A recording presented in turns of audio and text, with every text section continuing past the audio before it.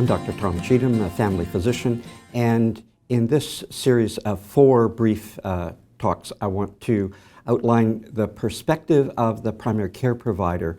And I think that if people with disabilities, caregivers, families, and others have a sense of what I need to do when I see someone, then the partnership in providing good health care is going to be easier. So with this first one, the question is, how much time do I have with the physician or other provider? So it's one in the Clinical Pearl series.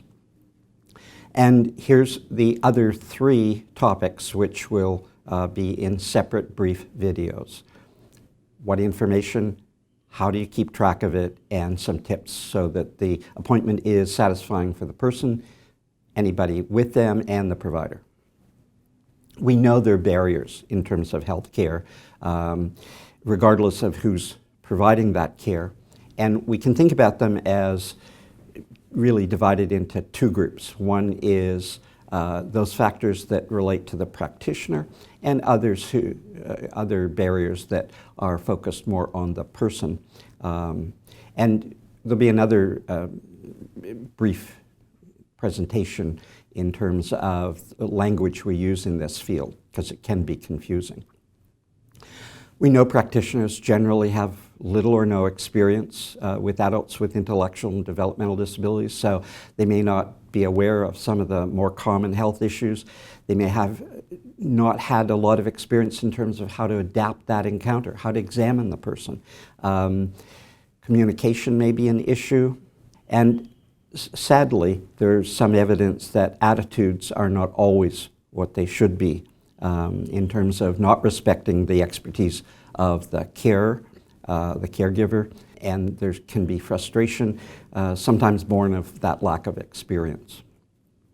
There's others. Diagnostic overshadowing is attributing everything to the person's disability, and the problem there is you'll miss treatable conditions.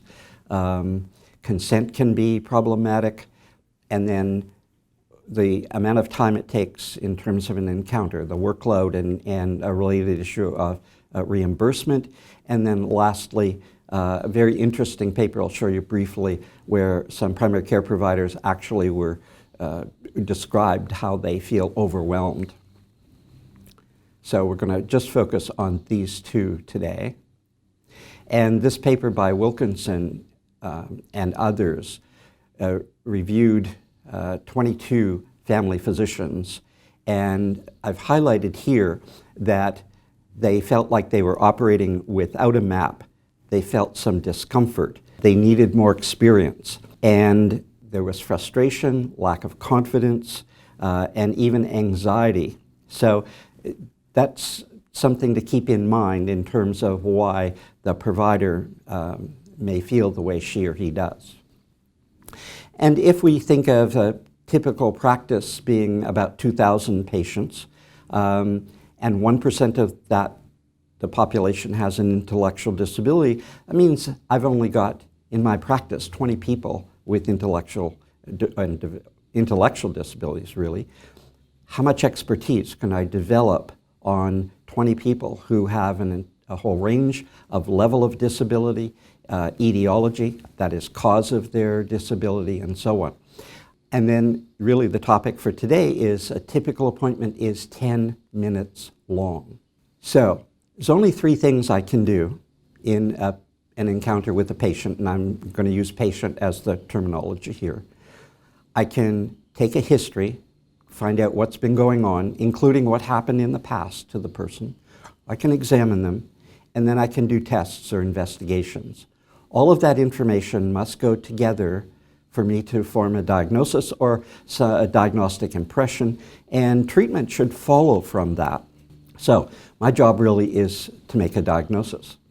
So when you think of those 3 components, think for a moment, how would those get broken down? Because that's 100% of the information I have to make a diagnosis. So what percentage would be from history, what from examination, and what from all the tests I might do? All of those 3 numbers have to add up to 100%. So what do you think that breakdown would be? most people are surprised that the majority of information, and this research has been done not on people with disabilities, but the general population, that the majority of the information comes from the history. And therefore you see the important role for, of course, the person with the disability, but also any caregiver who accompanies them. So if we take that percentage breakdown and now factor that against a 10-minute office visit, we should use 7 or 8 minutes to get the history. You've probably experienced the look of concern on the part of the provider when you come in with a lot of material, and sometimes I'll feel my stomach go into a knot when people come in with a lot of good information, but I know I don't have time to read that when this is the reality of practice. So 7 or 8 minutes seems like too long. If we say 5 minutes, and 5 minutes is really short to get a history, and we say 3 minutes to examine the person, I've had times where it may take me 10 minutes or more just to relate to the person, especially if we don't have a relationship yet because they're a new patient, and they don't trust me because they don't know me. And we know that it takes longer sometimes for people with disabilities to establish that physician-patient relationship. It may take me the entire time to even begin to do an examination, let alone the other components I've outlined here. So if we just arbitrarily say 5 minutes for history, 3 minutes for an examination, which would be challenging even in a person without an intellectual disability, a minute to think about what tests and agree on tests and explain those to you and what's involved. I've got a minute to make the diagnosis. Oh, but wait, I'm already a minute over and I'm running behind. So clearly not every visit is 10 minutes, but I'm just trying to share some understanding of what the reality of practice is for me, the provider, so that we can partner more effectively. So think about that the next time you take information, and that leads into the next component, which will be a separate video. What information is needed, and then how are you going to summarize that and present it? So hopefully this understanding will help you with the visit to your primary care provider. Thank you.